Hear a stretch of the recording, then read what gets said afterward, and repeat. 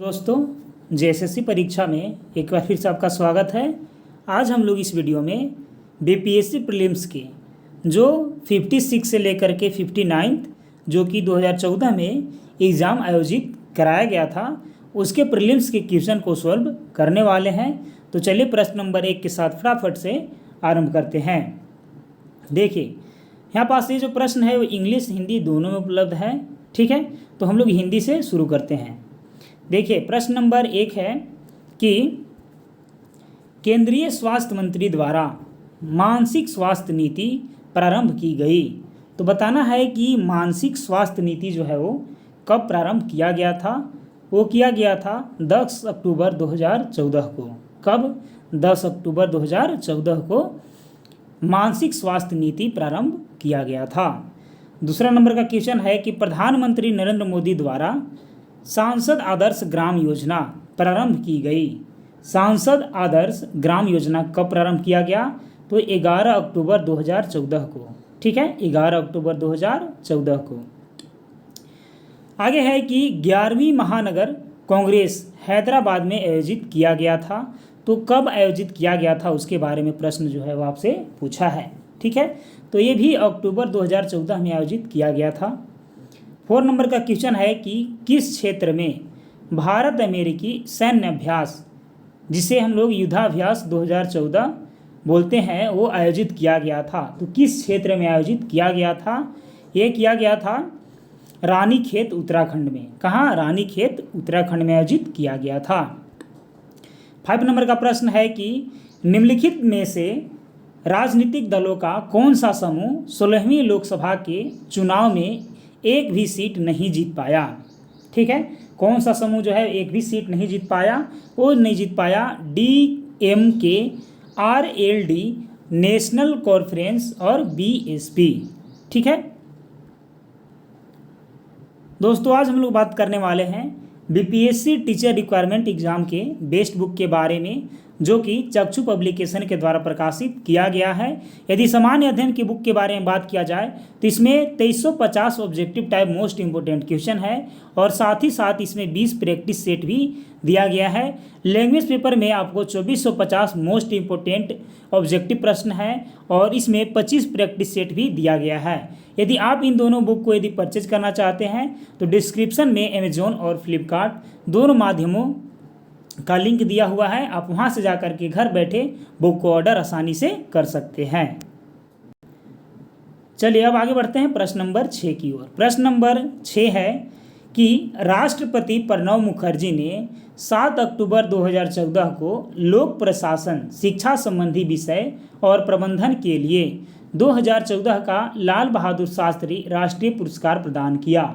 ठीक है, तो कब प्रदान किए, किसको प्रदान किए थे? तो अजीत डोभाल को। कब? 7 अक्टूबर 2014 को। ठीक है, 7 नंबर का प्रश्न है कि भारत सरकार द्वारा फरवरी 2014 में गठित 7वें केंद्रीय वेतन आयोग का अध्यक्ष किसे नियुक्त किया गया था उस समय? ठीक है, तो उस समय किया गया था न्यायमूर्ति अशोक कुमार माथुर जी को। ठीक है, आगे है प्रश्न नंबर 8 कि न्यायमूर्ति JS वर्मा कमेटी की रिपोर्ट 2013 संबंधित है। ठीक है, किससे संबंधित है? तो महिलाओं के विरुद्ध अपराधों से संबंध कानून में परिवर्तन से संबंधित है। आगे है 9 नंबर का प्रश्न कि बिहार लोकसभा के लिए कितने सदस्य चुने जाते हैं? तो 40 सदस्य जो है वो चुने जाते हैं। बिहार का अद्वितीय त्यौहार क्या है? तो छठ पूजा है। क्या है? छठ पूजा है। इनमें से किसको 2014 में साहित्य के लिए नोबेल पुरस्कार प्रदान किया गया है? नोबेल पुरस्कार प्रदान किया गया है पैट्रिक मेडियानो को। पैट्रिक मेडियानो को नोबेल पुरस्कार 2014 में दिया गया है। आगे है कि निम्नलिखित यूरोपीय यूनियन देशों में से फिलिस्तीन राज्य को अधिकारिता मान्यता देने वाला प्रथम कौन है? कौन फिलिस्तीन को सबसे पहली बार मान्यता दिया था? तो स्वीडन। कौन दिया था? स्वीडन दिया था। निम्नलिखित में से किस देश ने जनवरी 2014 में अपने सभी वयस्क पुरुषों के लिए सेवा सैन्य को अनिवार्य बनाने का निर्णय लिया है? ठीक है, किसने अनिवार्य बनाने का निर्णय लिया है? तो USE ने। ठीक है, USE ने। आगे इसके बाद की वैश्विक वित्तीय विकास रिपोर्ट 2014 का विषय है। ठीक है, 2014 का विषय के बारे में पूछा है तो वित्तीय समावेशन। क्या है? वित्तीय समावेशन। 15वां, इनमें से किन्हें टाइम पत्रिका में 2014 के 25 सबसे अधिक प्रभावशाली किशोरों की सूची में गिना गया है? ठीक है, किसे गिना गया था 2014 में? तो वो गिना गया था मालिया और ससा ओबामा को, और केंडाल और किली जेनर को, और मलाला यूसुफजई को। यानी कि सभी जो ऑप्शन ठीक है वो क्या है? ठीक है। चला गया इसके बाद कि 7वां ब्रिक्स सम्मेलन 2015 में आयोजित होना प्रस्तावित है। ठीक है, तो यूफा रूस में, कहाँ? रूस में यूफा सिटी में। अंतर्राष्ट्रीय विकलांग दिवस मनाया जाता है। अंतर्राष्ट्रीय विकलांग दिवस कब मनाया जाता है? तो 3 दिसंबर को। कब? 3 दिसंबर को। आगे है कि एमनेस्टी इंटरनेशनल एक संगठन है जो जुड़ा हुआ है। ठीक है, एमनेस्टी जो है वो किसके साथ जुड़ा हुआ है? तो मानव अधिकार के संरक्षण से, मानव अधिकार के संरक्षण से जुड़ा हुआ है। प्रश्न नंबर 19 है कि अक्टूबर 2014 में भारत 3 वर्षों के लिए सदस्य के रूप में पुनः निर्वाचित हुआ है। ठीक है, अक्टूबर 2014 में भारत जो है वो पुनः निर्वाचित हुआ है। तो किस में? तो संयुक्त राष्ट्र आर्थिक और सामाजिक परिषद में।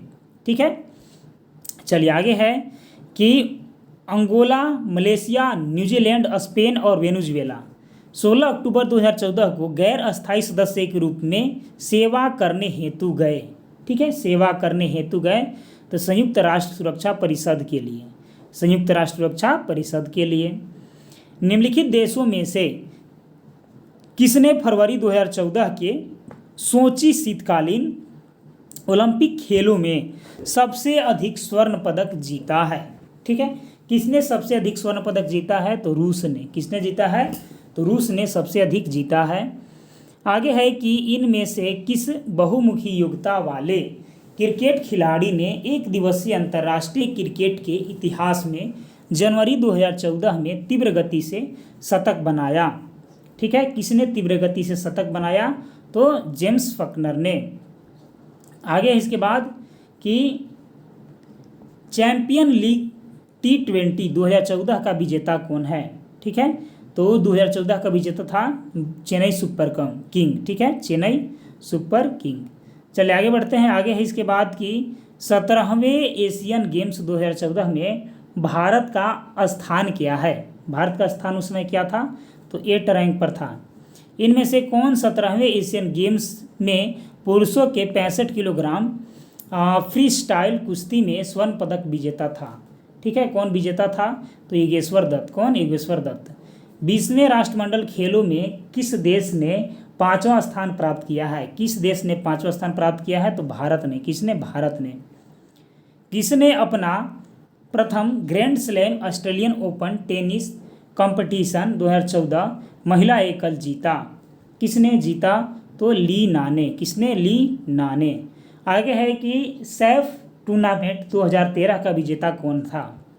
ठीक है, तो था अफगानिस्तान। कौन था? अफगानिस्तान। आगे है खेल कूद में उत्कृष्टता के लिए कौन सा पुरस्कार दिया जाता है? खेल कूद में उत्कृष्टता के लिए कौन सा पुरस्कार दिया जाता है? तो मूर्ति देवी पुरस्कार। कौन?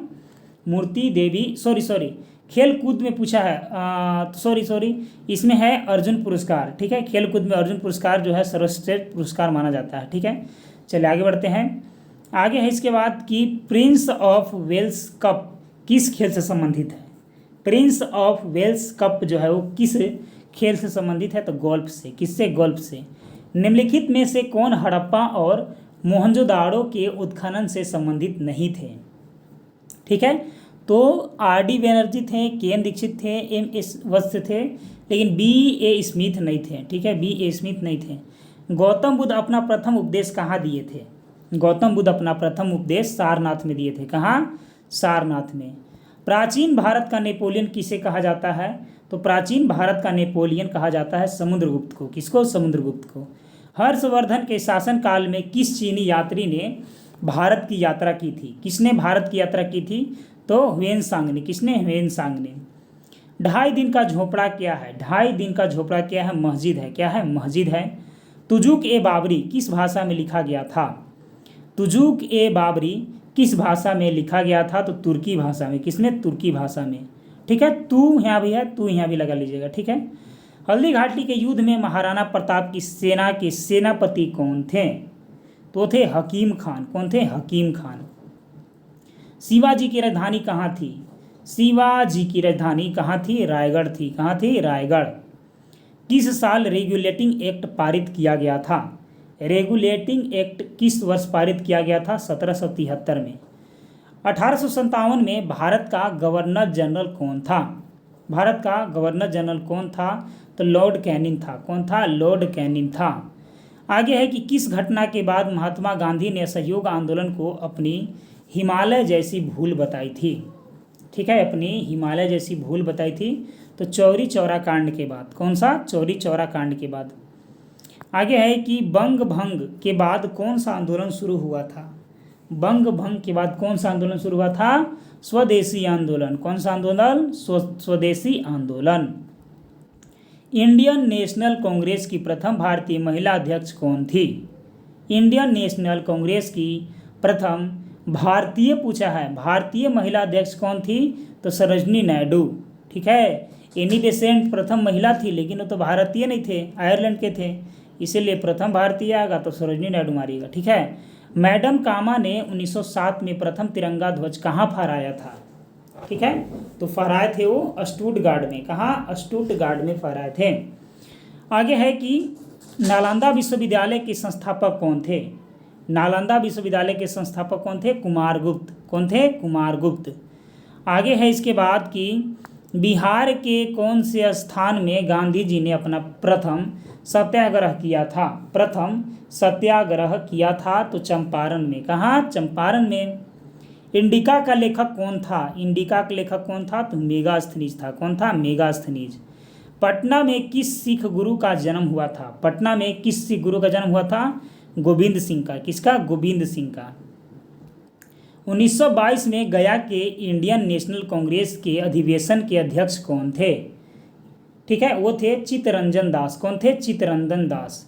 जयप्रकाश नारायण किस नाम से पहचाने जाते हैं? किस नाम से पहचाने जाते हैं?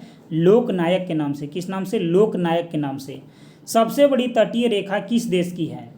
सबसे बड़ी तटीय रेखा किस देश की है? तो वो देश है कनाडा। कौन सा देश है? कनाडा देश है। आगे है इसके बाद कि विश्व में एल्यूमिनियम का सबसे बड़ा उत्पादक है। एल्यूमिनियम का सबसे बड़ा उत्पादक है यूएसए। कौन है? यूएसए। आगे देखिए, पेनाइन, अपलेशियन और अरावली ये सब किस पर्वत के उदाहरण हैं? ठीक है, तो ये हैं पुरानी पर्वत श्रृंखला के उदाहरण। किसके हैं? पुरानी पर्वत श्रृंखला के उदाहरण है। आगे है इसके बाद कि निम्नलिखित में से एक साइड शहर है, एक साइड नदी है, तो किसके किनारे है? कौन सा शहर के किनारे कौन सा नदी है, उसी को मिलाना है। ठीक है, नीचे टेबल भी दिया हुआ रहेगा, कूट यहाँ पास दिया हुआ है, तो चलिए मिलाते हैं आराम से। देखिए, तो यदि हम लोग देखेंगे कि रोटरडम, ठीक है, तो जो रोटरडैम है, तो रोटरडम डैम का जो मिलेगा वो कौन सा शहर के साथ है? तो रोटरडैम मिलेगा राइन नदी, यानी कि राइन नदी के किनारे कौन है? रोटरडैम है। ठीक है, चलिए आगे बढ़ते हैं। आगे है इसके बाद कि पेरिस, तो पेरिस किसके नदी किनारे है? तो सीन नदी के किनारे है पेरिस। ठीक है, और देखिए बुदापेस्ट, बुदापेस्ट किस नदी के किनारे है? तो डेन्यूब नदी के किनारे है। और वाशिंगटन, ठीक है, वाशिंगटन पूछा है कि वाशिंगटन किस नदी किनारे है? तो पोटोमैक। ठीक है, तो चलिए मिलाते हैं। देखिए, रोटरडैम राइन नदी किनारे है, पेरिस सीन नदी किनारे है, बुदापेस्ट डेन्यूब नदी के किनारे है, वाशिंगटन जो है वो पोटोमैक नदी के किनारे है। ठीक है, चलिए कूट की आवश्यकता नहीं है, हम लोग बता दिए, आंसर डायरेक्ट मिलान कर लीजिएगा आप। आगे है कि निम्नलिखित में से कौन सा शहर धातु के व्यापार का सबसे बड़ा केंद्र है? धातु के व्यापार का सबसे बड़ा केंद्र है, तो वह है न्यूयॉर्क। कौन सा शहर है? वह है न्यूयॉर्क शहर। धातु के व्यापार का जो सबसे बड़ा शहर है ना, वह है न्यूयॉर्क शहर। कौन सा शहर? न्यूयॉर्क शहर। आगे है इसके बाद कि निम्नलिखित में से कौन सी नदियां बंगाल की खाड़ी में गिरती है? गंगा, ब्रह्मपुत्र, गोदावरी, महानदी कृष्णा, कावेरी, लूनी, नर्मदा, ताप्ती कि दोनों ए और बी। ठीक है, तो कौन सी नदी जो है वो बंगाल की खाड़ी में गिरती है, यहाँ से आपसे प्रश्न पूछा गया है। तो देखिए, गंगा, ब्रह्मपुत्र, गोदावरी ये भी गिरती है, और महानदी कृष्णा और कावेरी ये भी गिरती है, यानी कि ऑप्शन नंबर डी इस क्वेश्चन का सही हो जाएगा। भारत में सबसे पुराना तेल का भंडार कहाँ है? भारत में सबसे पुराना तेल का भंडार कहाँ है? डिगबोई, असम में। कहाँ है? डिगबोई, असम में है। ठीक है, आगे है कि भारत में यरलुंग जगम्बो नदी को किस नाम से जाना जाता है? किस नाम से जाना जाता है? ब्रह्मपुत्र नदी के नाम से। निम्नलिखित में से कौन सा एक सबसे सूखा स्थान है? कौन सा एक सबसे सूखा स्थान है? तो लेह जो है वो भारत में, यहाँ पास दिए गए ऑप्शनों में सबसे सूखा स्थान है। निम्नलिखित में से किस राज्य में जनजातीय समुदाय की पहचान नहीं की गई है? ठीक है, कहाँ जहाँ नहीं की गई है? तो हरियाणा में। ठीक है, आगे है कि सुल्तानपुर बर्ड सेंचुरी स्थित है, कहाँ पास स्थित है? तो गुड़गांव में। कहाँ? गुड़गांव में। भारत में प्रति व्यक्ति वन का क्षेत्रफल बताना है। तो भारत में प्रति व्यक्ति जो वन का क्षेत्र है वो है 0.29। ठीक है, option number D is the correct option of this question. आगे है, निम्नलिखित में से किस राज्य में कृषि भूमि 60% से कम है? कृषि भूमि जो है वो 60% से कम है, तो पश्चिम बंगाल में। कहाँ? पश्चिम बंगाल में। नागार्जुन सागर बहुउद्देशीय परियोजना कौन सी नदी पर स्थित है? ठीक है, नागार्जुन सागर बहुउद्देशीय परियोजना कौन सी नदी पर स्थित है? कृष्णा नदी। कौन सा नदी? चलिए, ऑप्शन सी वाला नदी। आगे बढ़ते हैं, आगे है इसके बाद ऑप्शन डी वाला, सॉरी। आगे देखिए, आगे है इसके बाद कि बिहार में डालमिया नगर किसके लिए प्रसिद्ध है? बिहार में डालमिया नगर जो है वो किसके लिए प्रसिद्ध है? तो सीमेंट के लिए प्रसिद्ध है। किसके लिए? सीमेंट के लिए। ठीक है, आगे है कि बिहार में कितना वर्ग मीटर वन क्षेत्र है? बिहार में कितना वर्ग मीटर जो है वो वन क्षेत्र है? तो देखिए, बिहार में जो वन क्षेत्र है वो वैसे तो 2528 मीटर है। कितना है? 2528 मीटर के आसपास है। तो आपको जोन ऑप्शन आसपास लग रहा है आप उसे टिक आउट कर सकते हैं। 24 61 मार सकते हैं, 26 12, दोनों में से कोई मार सकते हैं। ठीक है, चलिए आगे। ऐसे कंडीशन में क्वेश्चन ही रॉन्ग हो जाता है जब ज़्यादा नज़दीक ऑप्शन रहे तो। आगे देखिए, भारत के कौन से 2 राज्य सबसे बड़े पैमाने पर लौह अयस्क से संपन्न हैं? 2 राज्य के बारे में पूछा है जो संपन्न है लौह अयस्क से, वो है मध्य प्रदेश और उड़ीसा। मध्य प्रदेश और उड़ीसा जो है लौह अयस्क से संपन्न राज्य है। झारखंड के झरिया क्षेत्र में मुख्यतः क्या पाया जाता है? तो झरिया माइंस कोयला के लिए प्रसिद्ध है। ठीक है, क्या पाया जाता है? तो कोयला ज़्यादा पाया जाता है। निम्नलिखित में से कौन सा शहर बिहार के सबसे पूर्वी भाग में स्थित है? बिहार के सबसे पूर्वी भाग में स्थित है तो पूर्णिया। निम्नलिखित झीलों में से कौन सी बिहार में स्थित है? कौन जो है वो बिहार में स्थित है? तो अनुपम झील बिहार में है। आगे देखिए, आगे है कि विकेंद्रीकरण प्रणाली की सिफारिश किसने की थी? विकेंद्रीकरण प्रणाली की सिफारिश किसने की थी? तो बलवंत राय मेहता समिति ने किए थे। आगे है कि भारत में मध्य अर्धशतक मिड 50s में अपनाए गए महालनोबिस प्लान मॉडल का उद्देश्य था। ठीक है, तो प्लान मॉडल का उसका उद्देश्य क्या था? तो भारी उद्योगों की स्थापना करना जो पूंजी सघन थे, यही उद्देश्य था। आगे है, सूची 1 को सूची 2 से मिलाना है, स्तंभ 1 को स्तंभ 2 से मिलाना है। तो चलिए इसको भी फटाफट से मिलाते हैं और आगे बढ़ते हैं। तो 1955 में भारतीय औद्योगिक ऋण और निवेश निगम स्थापित किया गया था 1955 में। ठीक है, 1964 में क्या किया गया था? तो भारतीय औद्योगिक विकास बैंक, ठीक है, स्थापित किया गया था। चलिए आगे बढ़ते हैं। आगे है इसके बाद कि 1982 में क्या किया गया था? ठीक है, 1982 से संबंधित जो है वो प्रश्न पूछा गया है। तो 1982 में क्या किया गया था बाबू? तो किया गया था आपका भारतीय निर्यात आयात बैंक का गठन। और ये जो बच गया 1987, तो एज इट इज हो जाएगा, यानी कि औद्योगिक और वित्तीय पुनः निर्माण बोर्ड की स्थापना किया गया था।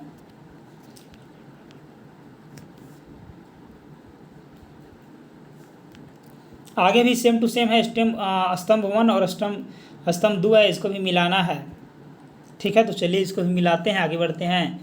तो देखिए, ओपन जनरल लॉरेंस विदेशी व्यापार, ठीक है, कौन सा व्यापार? विदेशी व्यापार। और टाइसेम, ठीक है, क्या है? और है टाइसेम, तो रोजगार। थोक मूल्य सूचकांक, तो मुद्रास्फीति, और बाकी जो एक बच गया वो 3 में हो जाएगा, नकदी रिजर्व अनुपात। यह है ऋण नियंत्रक। सरकारी व्यय को नियंत्रित करने का प्राधिकारी है।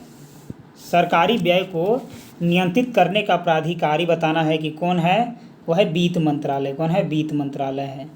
प्रभावी राजस्व घाटा किस केंद्रीय बजट में पेश किया गया है? प्रभावी राजस्व घाटा तो किया गया है 2011-12 में। आगे है कि ब्याज भुगतान एक आइटम है। ब्याज भुगतान एक जो है वो आइटम है, तो राजस्व व्यय का, किसका? राजस्व व्यय का। HDR 2014 के अनुसार भारत का मानव विकास सूचकांक रैंक है। ठीक है, तो कौन सा रैंक है? तो 135 रैंक है। ठीक है, चलिए क्वेश्चन नंबर 79 ये आपके ऊपर छोड़ते हैं, लंबा क्वेश्चन है, आप खुद से कर लीजिएगा। ठीक है, चलिए आगे देखते हैं। आगे है 80 नंबर का क्वेश्चन कि वर्ष 2013-14 में भारत में तिलहनों का अनुपात उत्पादन किया गया था, तो किया गया था 30.72 मिलियन टन। ठीक है, भारत अधिकतम विदेशी मुद्रा किसके निर्यात से कमाता है? किसके निर्यात से कमाता है? तो सुलभ मुद्रा से। किससे? सुलभ मुद्रा से। आगे है इसके बाद कि निम्नलिखित में से कौन सा एक राष्ट्रीय खाद्य सुरक्षा मिशन में शामिल नहीं है? राष्ट्रीय खाद्य सुरक्षा मिशन में शामिल नहीं है, तो तिलहन। भारत में बजट घाटे को पूरा करने की जो तदर्थ ट्रेजरी बिल प्रणाली को समाप्त कर दिया गया। ठीक है, प्रणाली को समाप्त कर दिया गया था कब? तो 31 मार्च 1997 को। आगे है इसके बाद कि RN मल्होत्रा संबंधित है। RN मल्होत्रा जो है वो किससे संबंधित है? तो वो संबंधित है बीमा क्षेत्र से। भारत में सेवा कर किस वर्ष प्रारंभ किया गया? ठीक है, तो 1994-95 में।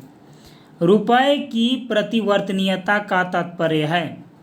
रुपए की परिवर्तनीयता का तात्पर्य है रुपए तथा अन्य प्रमुख मुद्राओं का आपस में आज़ादी से परिवर्तन का अनुमति देना। माने हम आपको पैसा देंगे तो आप मुझे कुछ दीजिएगा, तो वही यहाँ पास मिल रहा है। जिससे आप यदि हमको पैसा देंगे तो हम आपको PDF देंगे। आगे देखिए कि 88 केंद्रीय सरकार के निम्नलिखित महत्वपूर्ण कर राजस्व के स्रोत विचार कीजिए। निगम कर, निगम कर के अलावा अन्य आयकर,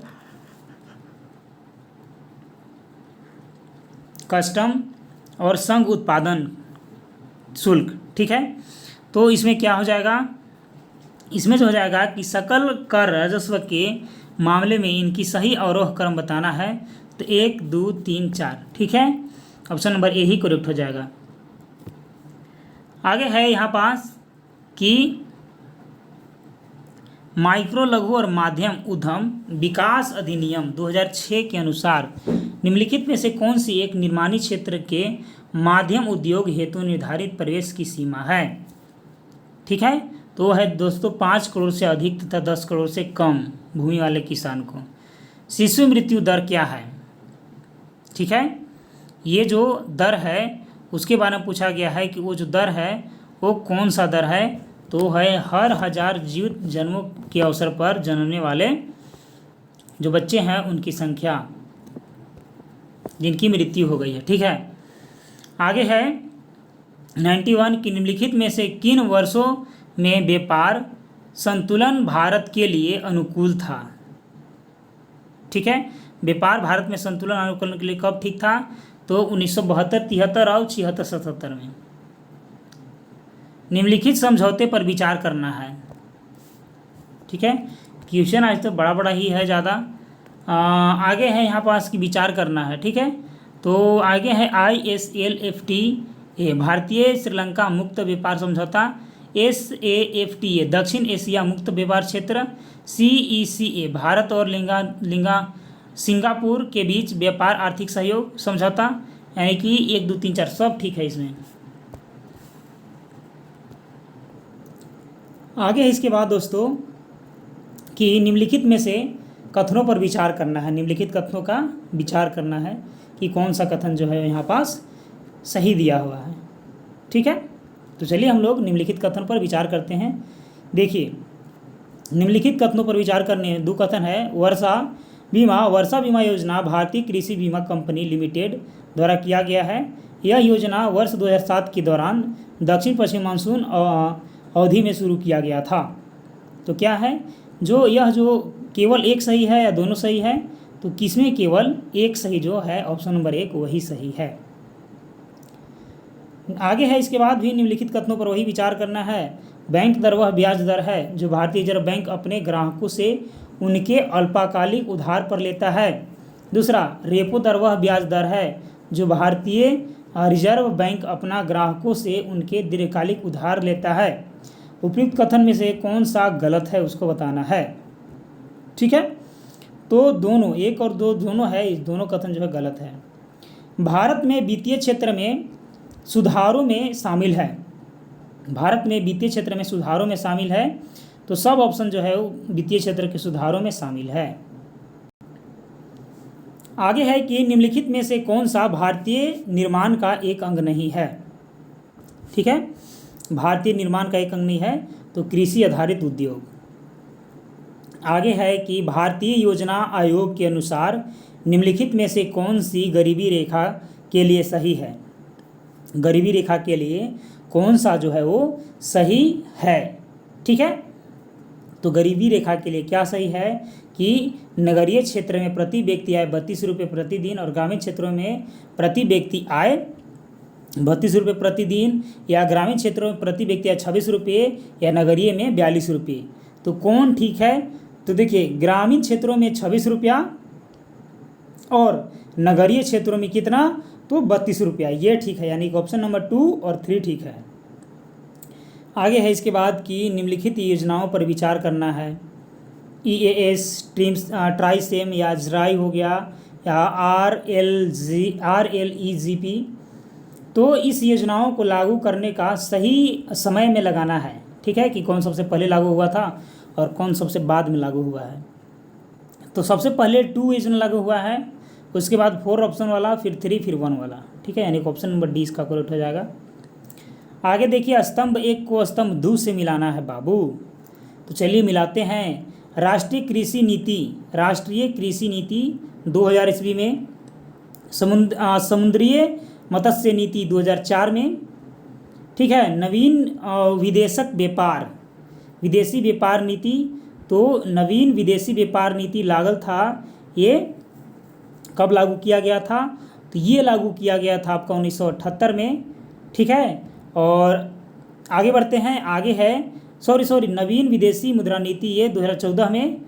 ठीक, और जो बच गया कि 7वां वित्त आयोग, तो 1978 में। चलिए आगे बढ़ते हैं। आगे है इसके बाद कि पागल पंथ की स्थापना किसने की थी? पागल पंथ की स्थापना किसने की थी? ठीक है, तो 4 ऑप्शन दिए गए हैं, बताना है करेक्ट ऑप्शन कौन सा है। करमशाह। आगे है कि फराजी कौन थे? तो हाजी शरीअतुल्ला के अनुयायी थे। रामोसी विद्रोह सही रूप में किस भौगोलिक इलाके में हुआ था? रामोसी विद्रोह ये हुआ था पश्चिमी भारत में। कहाँ हुआ था? पश्चिमी भारत में। वघेरा विद्रोह कहाँ हुआ था? कहाँ हुआ था? बड़ोदरा में। कहाँ? बड़ोदरा में हुआ था। आगे है कि भारत में मीडिया को नियंत्रित करने के लिए एक्ट कब पारित किया गया? ठीक है, तो वो किया गया था 1835 में, फिर 67 में, फिर 78 में, फिर 1908 में। ऑप्शन नंबर 1 ठीक है इसका। आगे है कि 20वीं सदी के प्राथमिक वर्षों में कांग्रेस के विभाजन की प्रक्रिया शुरू हुई। कांग्रेस आंदोलन के रणनीतियों पर, कांग्रेस आंदोलन के उद्देश्यों पर, कांग्रेस आंदोलन में लोगों की भागीदारी पर, या सभी पर? तो सभी पर। New lamps for old lake श्रृंखला 1893-94 में सर्वहारा वर्ग के साथ संपर्क के बाहर होने के लिए कांग्रेस की आलोचना की गई थी। इन लेखों का लेखक कौन थे? इन लेखों का लेखक थे अरविंद घोष। कौन थे? अरविंद घोष। रिक्त स्थानों को पूर्ति करना है ना? ठीक है, रिक्त स्थानों क्या करना है? पूर्ति करना है। कि नेहरू रिपोर्ट रिक्त स्थान की अध्यक्षता में एक कमेटी द्वारा तैयार किया गया था और इसका विषय था, तो रिक्त स्थान को भर देना है। ठीक है, तो नेहरू रिपोर्ट मोतीलाल नेहरू की अध्यक्षता में एक कमेटी के द्वारा तैयार किया गया था और इसका विषय क्या था? कि भारत में संवैधानिक व्यवस्था बने। ठीक है, चलिए आगे बढ़ें। आगे है इसके बाद 109 नंबर का प्रश्न की Catherine Mayo, Aldous Huxley, Charles Andrews और विलियम डिग्बी के बीच आम रिश्ता क्या था? ठीक है, उनके बीच आम रिश्ता जो था वह क्या था? तो उनके बीच का आम रिश्ता था, उन्होंने ब्रिटिश शासन के दौरान भारत की हालत पर टिप्पणियां लिखी थी। निम्नलिखित पंक्तियों को किसने लिखा? निम्नलिखित पंक्तियों को किसने लिखा? सरफरोशी की तमन्ना अब हमारे दिल में है, देखना है जोर कितना बाजुए कातिल में है। ठीक है, तो किसने लिखा था? बिस्मिल ने। आगे बढ़ते हैं। आगे है कि किसने 1921 में पहली बार पूर्ण स्वराज की मांग को उठाया? 1921 के बारे में पूछा गया है। पूर्ण स्वराज 1921 में तो मौलाना हसरत मोहानी। ठीक है, भारत की कम्युनिस्ट पार्टी और राष्ट्रीय स्वयंसेवक संघ की स्थापना के क्रम सबसे करीबी वर्ष पहचानना है। ठीक है, तो 1925 और 1925। ठीक है, ओनली 1925। आगे है कि स्वामी सहजानंद सरस्वती ने भूमि और जलमार्ग के राष्ट्रीयकरण की मांग के साथ अखिल भारतीय संयुक्त किसान सभा का गठन किया। अखिल भारतीय संयुक्त किसान सभा का गठन किया तो उनकी मृत्यु से जस्ट पहले। ठीक है, रिक्त स्थान की पूर्ति करना है। ठीक है, कि किसमें? बंगाल और बिहार में भूमि पर किराएदार के अधिकारों को बंगाल किराएदारी अधिनियम द्वारा दिया गया था। ठीक है, तो 1885 में। कब? 1885 में। निम्नलिखित में से कौन सा गोलमेज सम्मेलन 1932 में हुआ था? तो कौन सा गोलमेज सम्मेलन 1932 में हुआ था? तो तीसरा। कौन सा? तीसरा। 1920-22 के असहयोग आंदोलन के दौरान बिहार में प्रचलित मान्यताओं में से एक यह थी कि उनकी जीत होगी, क्योंकि गांधी किसके प्रतीक थे? तो उनके लिए धर्म के प्रतीक थे। गांधी किसके प्रतीक थे? तो धर्म के प्रतीक थे बिहार के लोगों के लिए। इनमें से कौन बिहार का किसान नेता था? ठीक है, बिहार का किसान नेता कौन था? तो वो थे आपको स्वामी सहजानंद। कौन थे? स्वामी सहजानंद थे। किस क्षेत्र में राहुल सांकृत्यायन 1920 के असहयोग आंदोलन में सक्रिय थे? किस क्षेत्र में वो सक्रिय थे? तो छपरा वाला इलाका में। आगे है निम्नलिखित में से कौन सा कथन सही है? 1857 में दरभंगा, डुमरांव और हटावा के महाराजाओं और उनके साथी जमींदारों ने आदमी तथा पैसों से अंग्रेजों की मदद की। ठीक है, ये प्रश्न थोड़ा सा बड़ा है, ऑप्शन पढ़ने में लेट होगा, इसीलिए आप इस प्रश्न को खुद कीजिएगा और कमेंट बॉक्स में अवश्य आंसर दीजिएगा। ठीक है, चलिए आगे बढ़ते हैं, इसको छोड़ते हैं। देखिए 120 नंबर का प्रश्न है कि किसने दुखी आत्मा, दुखी हृदय जैसे छद्म नामों के तहत लिखकर चंपारण के किसानों की दुर्दशा पर प्रकाश डाला है? ठीक है, तो किसने प्रकाश डाला है? तो पीर मोहम्मद मुनीस ने। किसने? पीर मोहम्मद मुनीस ने। चलिए आगे बढ़ते हैं। आगे है 121 से लेकर के 130 तक का मैथ से संबंधित प्रश्न। तो आप इसको आप हमारे पास से ये PDF ले लीजिएगा, वहाँ पास डिस्क्रिप्टिव मैथ बनाया गया है, वहाँ से आंसर आप आसानी से देख सकते हैं। चलिए आगे बढ़ते हैं। हम लोग 131 नंबर के प्रश्न में आते हैं डायरेक्ट कि लौंग पौधे के निम्नलिखित में से किस भाग से प्राप्त होता है? लौंग जो है वो पौधे के किस भाग से प्राप्त होता है? तो शुष्क पुष्पकली से। शुष्क पुष्पकली से प्राप्त होता है। ओकोंजिन संबंधित है। ओकोंजिन संबंधित है। ओकोंजिन जो है वो किससे संबंधित है? फटाफट कमेंट करके बताइए। तो कर्क रोग से। किससे? कर्क रोग से। आगे है कि सबसे अधिक क्रियाशील धातु कौन सी है। जो ऑप्शन में दिया गया है उसमें सबसे अधिक क्रियाशील धातु कौन सा है, पोटेशियम। कहो न क्या बात है मगर अल्लाह जाने, फेमस नेम प्रेम विवाह है, मगर आगे आयु पिटाई। ठीक है, ये वाला ट्रिक आप याद कीजिएगा, उसमें कहो से हो जाएगा क, यानी कि पोटेशियम सबसे ऊपर हो जाएगा के से।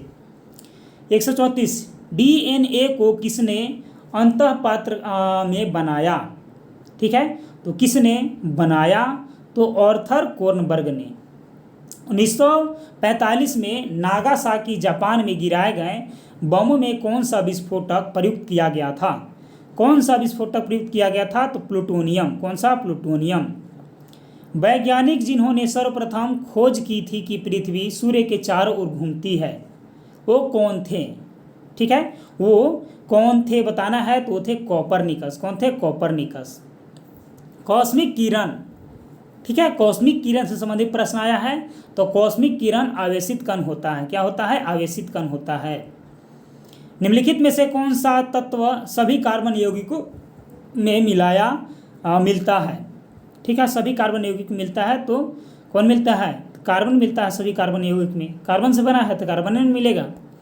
आगे देखिए, तीव्रता एवं प्रयोक्ता के आधार पर निम्नलिखित में से कौन सा कर्क रोग उत्पन्न कर सकता है तथा उसका उपचार भी करता है।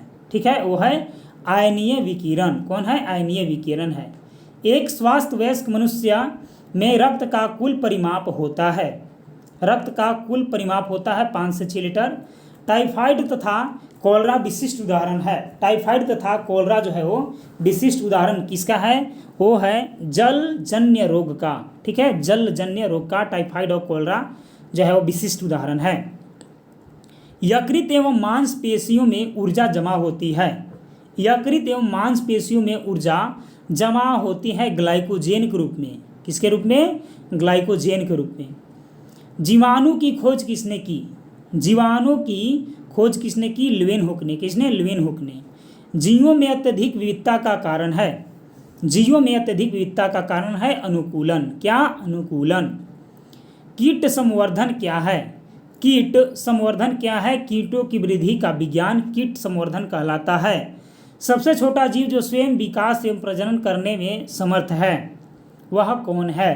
ठीक है, सबसे छोटा जीव है माइकोप्लाज्मा। कौन है, माइकोप्लाज्मा। सबसे छोटा कोशिका इसी का होता है, माइकोप्लाज्मा का ही। सर्वप्रथम मानव हृदय प्रत्यारोपण हुआ था, कब हुआ था, ये हुआ था दक्षिण अफ्रीका में सर्वप्रथम। आगे देखिए, आगे है कि वृक्क से प्रति मिनट औसत रक्त प्रवाह होता है। ठीक है, वो होता है 1200 सीसी। पादप कली है, पादप कली है, वह है दोस्तों एक भ्रूणीय टहनी। सिगरेट लाइटर में निम्नलिखित में से कौन सी गैस प्रयुक्त होती है, होती है ब्यूटेन। तो चलिए दोस्तों, मिलते हैं बीपीएससी प्रीलिम्स एग्जाम के नेक्स्ट वीडियो के साथ। तब तक के लिए धन्यवाद।